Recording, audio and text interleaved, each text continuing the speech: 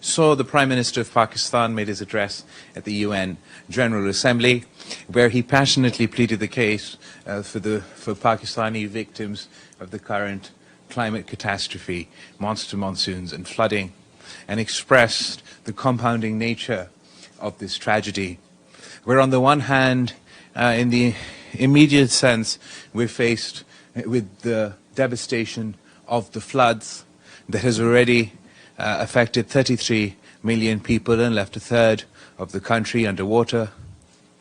And then going forward, how we see this tragedy becoming not only a climate catastrophe, but a health catastrophe, a health emergency, in fact, with waterborne diseases spreading across the affected area. And then, in addition to this, given the millions of acres of crop damage, we also fear food insecurity, and finally, the economic difficulties that will result from this devastation. A rough guesstimate of $30 billion of economic loss is what is being talked about at the moment. The Prime Minister called for global action and unity to confront climate change and advocated for addressing the issue of loss and damage. He then also talked about the situation in Afghanistan. In addition, he discussed quite passionately his desire to be at peace with our neighbors, pending, of course, them walking back from the unilateral, illegal actions of August 5th, 2019, the attempt to undermine the internationally disputed status of the region, followed by attempts to undermine the demographic nature of the only Muslim majority region under Indian control. Their attempts in violation of international law to change the Muslim majority into a minority in their own land. Pakistan is committed to supporting and helping the victims of this climate catastrophe in this initial rescue and relief phase. Going forward, as we confront reconstruction and rehabilitation, we hope to do so in a greener way. We hope to build back better, a more sustainable infrastructure, be it our irrigation infrastructure, be it our communication infrastructure, be it our agriculture infrastructure. We see the opportunity in this crisis for Pakistan to build back better in a more climate resilient manner. I thank you and look forward to taking your questions. Thank you very much. Now we will open the floor for the questions. Ibtisam, you. Thank you. Hi, my name is Ibtisam Azim from Al-Arabi Al-Jadid newspaper. I want to follow up on your remarks at the beginning. You talked about call for action regarding the climate change and the situation that Pakistan faced lately with the flooding. So the first part of my question, how satisfied are you with the international community aid or reaction? And when you talk about call for action when it comes to climate change, could you please go more on that? Sure. Thank you. Thank you so much. First and foremost, I want to express our profound gratitude to the international community, and particularly as we're here at the United Nations, the UN Secretary General Antonio Guterres, who visited Pakistan immediately during the flooding, witnessed firsthand the apocalyptic scale of the devastations from these, what he calls a monster monsoon on steroids, and then having come back and become a true champion of the Pakistani victims of the floods. And you would have seen in his speech to the UN General Assembly, he advocated our cause. In the lobbies of the UN, you will see the displays that have been put up highlighting the devastating situation in Pakistan.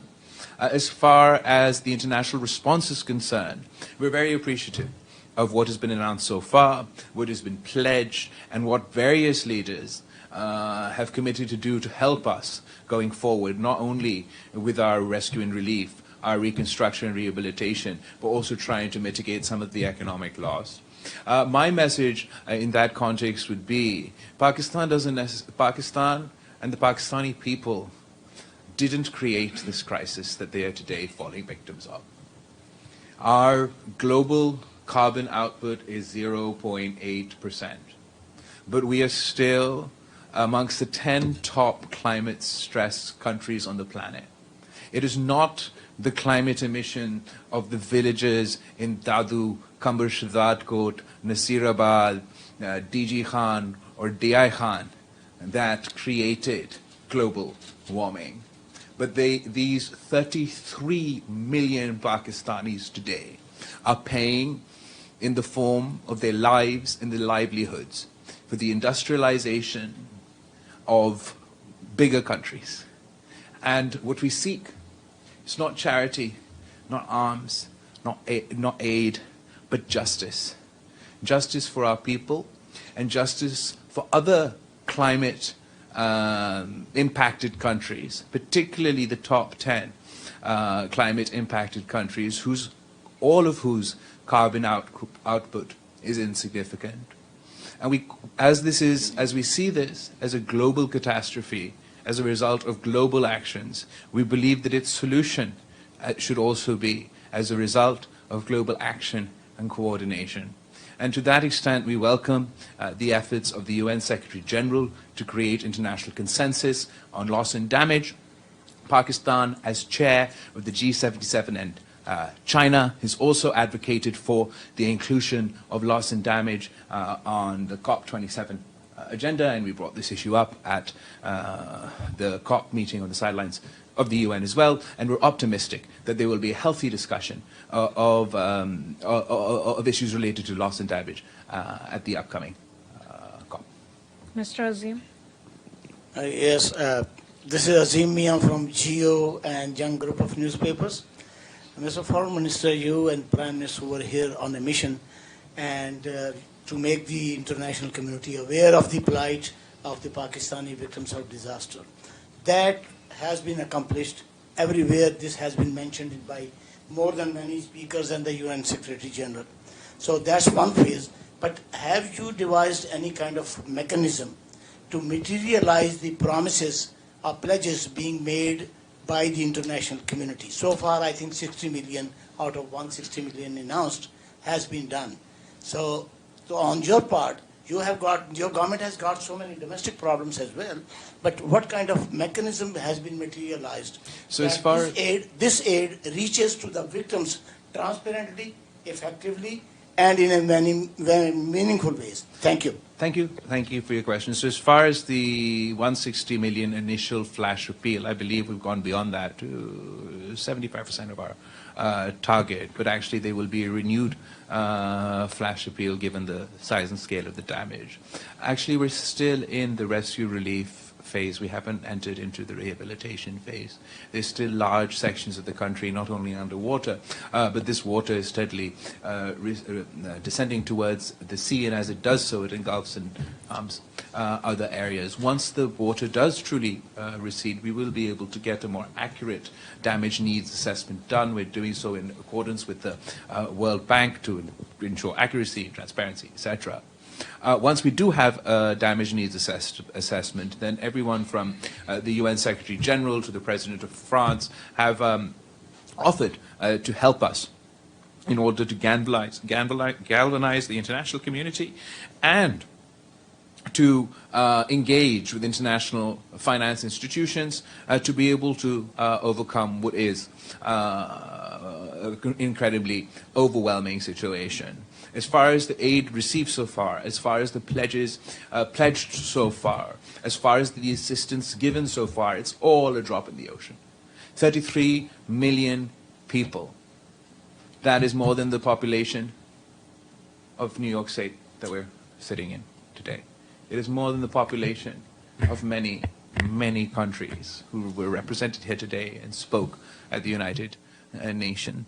So whatever we're doing, whatever the international community is doing so far, is just a drop in the ocean. And it will take us a long time to recover from this tragedy. Thank you. Sue? Hi, this is Dr. Xu with China Central Television. I have two questions. First, you just mentioned about a chain action by this flood. The flood leads to health crisis, and there might be a potential food crisis and the economic crisis. So where do you think is the weakest link you can break the chain, and how to do that? And the second question is concerning today's meeting, the G77 and China.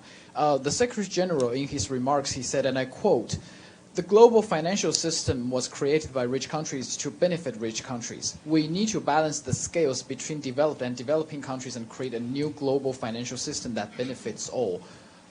Do you agree with that? And how exactly, as the chair, as the president of G77 and China, would like to do with this?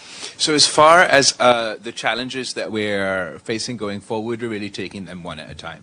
And at the moment, while we're still battling with floodwaters, we really have to focus on rescue and relief and see how we can support those victims of this tragedy.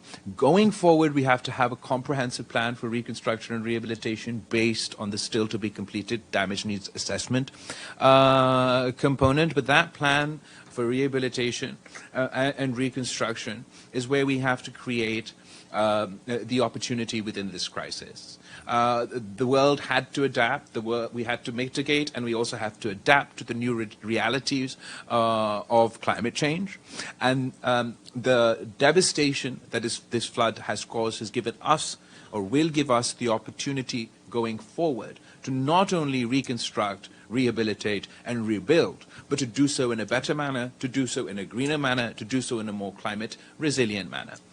As far as the UN Secretary General's comments on the international financial system, he was with me today at the G77 plus China group that Pakistan was chairing, where he reiterated his remarks, calling the international financial system morally bankrupt, and pointed to the fact that many African nations were not part at the formings of these institutions. Many former colonized nations were not free and a part of such institutional frameworks, and therefore he's given a call for us to reassess how the international financial frameworks work, and for them to do so in a more just manner going forward. Efrain? Thank you so much, Mariam. Good to see you, Mr. Foreign Minister. I have a question on Afghanistan, if you don't mind. Your Prime Minister today mentioned that some work is being done on gender rights in Afghanistan, and in his speech, very quickly. We had Afghan women here in this very room a couple of weeks ago, and they seem to be feeling and thinking that the OIC is not doing enough to support their rights, and that the OIC has levers with the Taliban that they're not using to support the cause of women there. What's your response to that? And then as the chair of the OIC, and also as the son of the first Muslim woman to head a democratic government in the world, the late Benazir Bhutto, what's your message to Afghan women and to the Taliban regarding that issue? And then I have another question, if that's okay. Let me answer this one. So as far as the Prime Minister's speech is concerned, he did call on the government, or the interim government of Afghanistan to respect their citizens' rights regardless of gender, etc., if I'm correct. As far as the situation on education is concerned within Afghanistan, particularly female education is concerned in Afghanistan, while we recognize that there's primary education available to women and there's segregated tertiary education available to women, Pakistan, along with the rest of the international community, is waiting for the interim Afghan regime to implement secondary education for women as well. As far as my message to the women of Afghanistan and the women of the Muslim world, this I don't believe is an issue of the international community, or not just an issue of the international community. This should be an issue for the Muslim world, for the Muslim Ummah, and you're indeed correct, for the OIC as well. Because Islam is what first gave women their rights. Islam is what guarantees women their rights to participate within society and their right to education. So we expect not only Afghanistan but across the world for women to not only be guaranteed these rights but these rights to be protected. I'm actually currently the chair of the Council of Foreign Ministers of the OIC, and I am trying before our chairmanship expires, God willing, to be able to hold an event under the auspices of the OIC to do with women's rights in Islam. Mariam?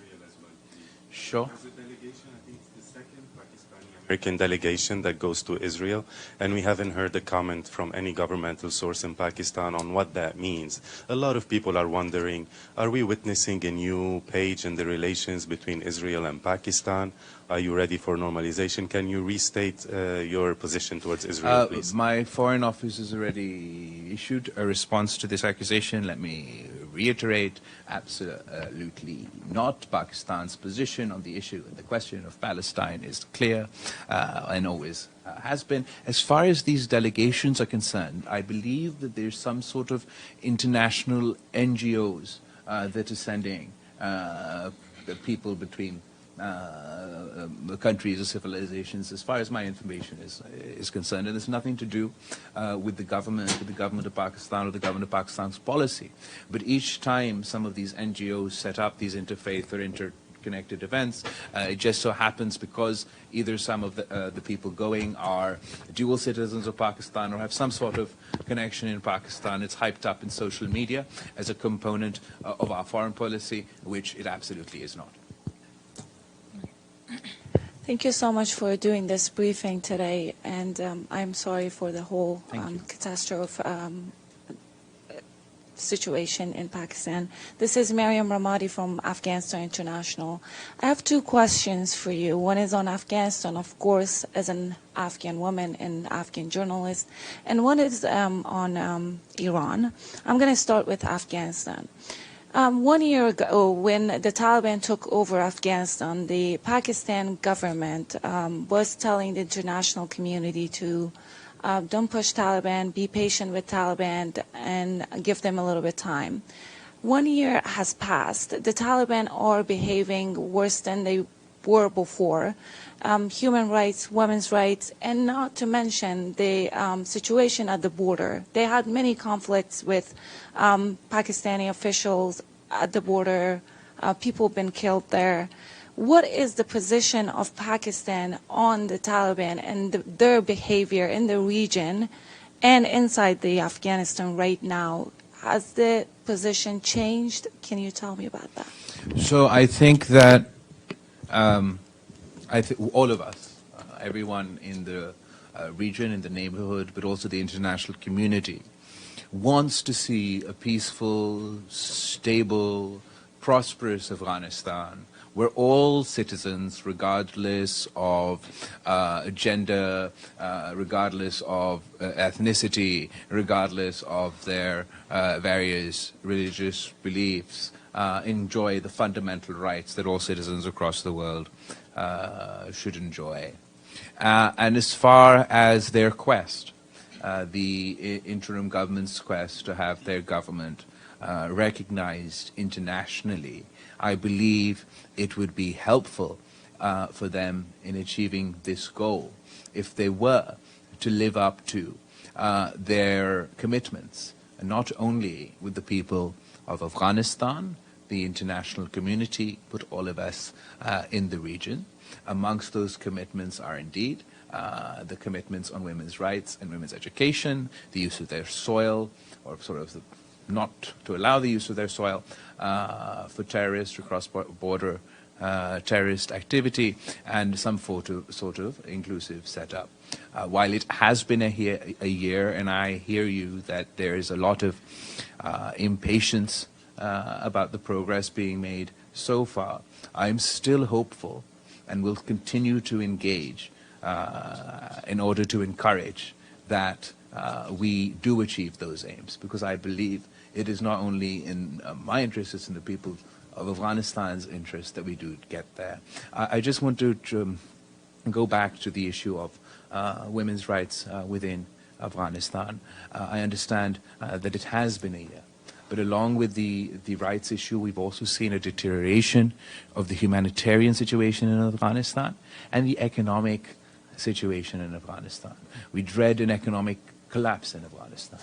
And my fear is that if the international community does not mobilize, does not live up to what the UN Secretary General has been saying about their commitments vis-a-vis the economy in Afghanistan, and we do see a complete and utter collapse of their economy, then like theocratic, autocratic regimes in the past, rather than an extension of rights for their citizens, we'll see a contraction of rights for their citizens. And that is why Pakistan and other countries continue to advocate not only for engagement, but also for a joint effort to ensure, in the greatest interest of the Afghan people, that we address the economically fragile situation in Afghanistan. Thank you so much for that. I'm going to ask my second question, if you want. We are short of about time. Iran, I'm so sorry. This is an important issue. I'm sure Mahsa Amini's name rang a bell for you. A girl who was killed by morality police in the Islamic Republic of Iran. People are on the streets protesting. Women are leading these protests. What is your message to the government of Iran, who is suppressing these peaceful protests, and to women of Iran as an Islamic country, Pakistan, and the neighboring country to Iran? Thank you so much. I think that the people of Iran have a long history of protests and democratic struggle. As far as this incredibly tragic incident that you're referring to, I did note that the Afghan, I believe it was the foreign minister, had announced that there would be an investigation into this incident, and I believe that we're looking forward to see the results of that. Thank you. Iftikhar. Thank you for doing this briefing. And by the way, congratulations on your birthday. Thank you. So belated. Thank you. My question is to seek a clarification. You spoke about the upgrading of the UN Flash Appeal. And at the same time, there were reports that there will be a bonus conference. So, which is So there's the upgrading of the UN flash appeal is necessary, given the drastic sort of increase in needs. The donors conference can only take place once you have a comprehensive damage needs assessment necessary and a complete dossier about all the necessary actions that need to be taken. The damage needs assessment cannot be accurately completed until the flood waters truly recede. And if you were to visit areas of Dadu around Mansur Lake or other areas of the province of Sindh, there's still incredible amounts of flooding and damage. So as this water recedes, you will get a comprehensive damage needs assessment done, and we will be in a place to hold a donors conference hopefully before the end of the year. A revision in the UN flash appeal was expected when we initially set out with the appeal, but we thought it was all the more important to go ahead when we were launching the initial appeal because of the desperation of the situation. Before the end of the year. The President Macron of France has very generously offered to host a conference for the flood affectees, and the UN Secretary General is also offered to co-host. So we're working on that, and I'll have more details for you going forward. Yes, please. Hi, Mr. Foreign Minister. Michael Mathis with Agence France Presse, AFP. You spoke a little bit earlier about the international economic order and differences between the developing nations and richer countries. Given the dire humanitarian crisis in Pakistan right now and the economic difficulties, what would you like to see in terms of any debt cancellation for Pakistan, and is there a mechanism for that? And also, if I can ask, on climate change, does Pakistan want to see climate reparations by wealthy countries? Okay, Thanks. so I think that when you start talking about debt cancellations, people start worrying about default. So let me first insist that Pakistan is nowhere near that a default type situation. Two, as far as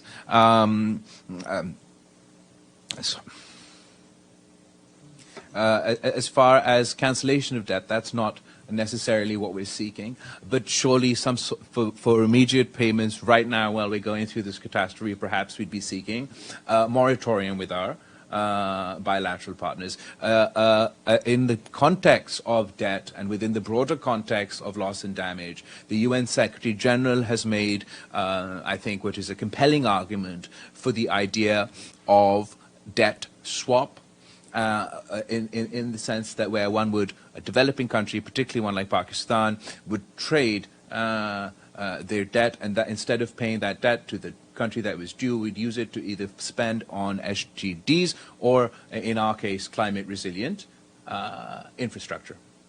Martin? Any other part of the question that I missed?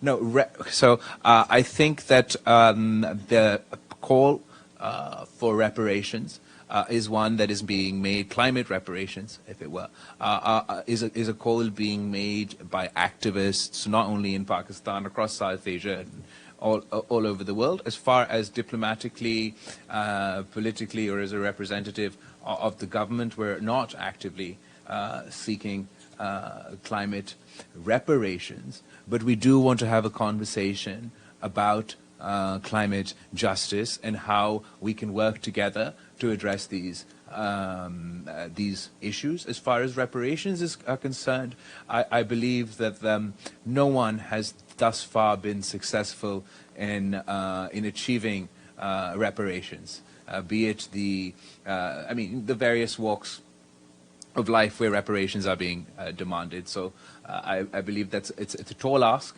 and perhaps needs a lot more work on. In the immediate sort of now a more realistic conversation is one that's sort of colored by climate justice and something that we can perhaps achieve, moratoriums, debt swaps, and the rest. We will take our last question because we started late. My apologies. Mr. Martin? We've just answered Afghanistan. Your neighbor just asked. We'll do it again. Okay, yeah. Sorry, Mr. Minister, thank you for the briefing. My question is, the reform of international financial system has been talked a lot about, also as the current general debate. So from your perspective as the chair of G77 and also the foreign minister of a developing country, what do you think are the specific steps that should be taken to start the ball rolling? So I wouldn't be able to claim that this is our initiative or our push. This is definitely a suggestion or a topic that has been advocated and under the leadership of the UN Secretary General. And in our G77 meeting earlier today, a couple of issues that he pointed out was one that, say, African countries or even countries sort of former colonies were not independent or free at the forming of this of our international system, and within that context is calling for reform. I don't imagine that this is something that would be an overnight reform. It would require extensive engagement and will take some time to achieve, but particularly within the G77 context, many of our member states are advocating for something. Thank you very much. They are finishing because there's another press conference here, so we have to finish. Anwar Iqbal. Thank you very much. What would be climate justice for Pakistan? So If a country's output or carbon output is 0.8%, but they're the 8th most climate stressed country in the planet, they've become the epicenter of extreme climate events. That, as the UN Secretary General said, we're not only drowning in floods, we're also drowning in debt. So climate justice would mean that those countries that we do enjoy relationships with, these larger industrialized, richer countries, whose industrialization has contributed far more to climate change than Pakistan, would engage with Pakistan in a sympathetic manner. Not only a sympathetic manner, I believe we can come up with win-win solutions where we can use the opportunities created by this crisis to for a green Marshall Plan or a green Silk Road in order to rebuild, but rebuild in a way that's climate resilient, that's greener, and that's more appropriate for the difficult times to come. Thank you. My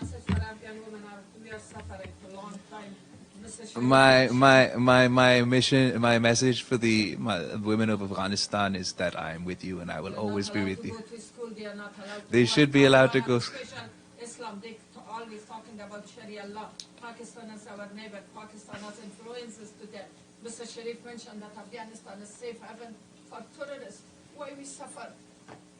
So as so many women, no delegation from Afghanistan, no woman. I'm a woman, suffer woman from Afghanistan. Absolutely, You're our ma'am. neighbor. I interviewed your mother. Really? She was a friend of mine. She I was see. wonderful, but we suffer. This is 40, 50 years that Afghan people Absolutely. I think that the government in Afghanistan will soon find that it is not wise to fight with the women of your own country. Thank you And the very women of Afghanistan are truly brave, resilient women. They've had to be too brave for far too long. But I'm honestly, this is a topic that we don't give up on. This is something that we consistently engage with the interim Afghan regime. And while there is access to female education at the primary level or the tertiary level segregated education, we do hope to see the day that secondary education is also allowed for women and girls in Afghanistan. And we say it again and again and again that this is not an issue for the West. This is not an issue for America or the United Kingdom or the European Union. This is an issue for the Islamic world and Muslim women across the Islamic world who've been granted their rights by their religion, and we should not compromise on their rights. I'll take last question, Shabir. Sir, last question. She's the boss. She's the boss. Last question, Shabir. We are done. Okay. यार मैं क्या करूं अब? Shabir, you can have a last question, then we tell will me who am I answering? Can you please sit down? Yeah, few words on your meeting with the Secretary. We have to start the new. Security and economic measures you intend to discuss when you discuss. Once I've concluded our visit here to the United Nations, I will be making my way to DC for my bilateral engagement with the United States, and I look forward to meeting once again with Secretary Blinken. After that meeting, I shall share with you what we have you very achieved. much. Thank you. Thank you Go very back to much chairing for the your G77. presence.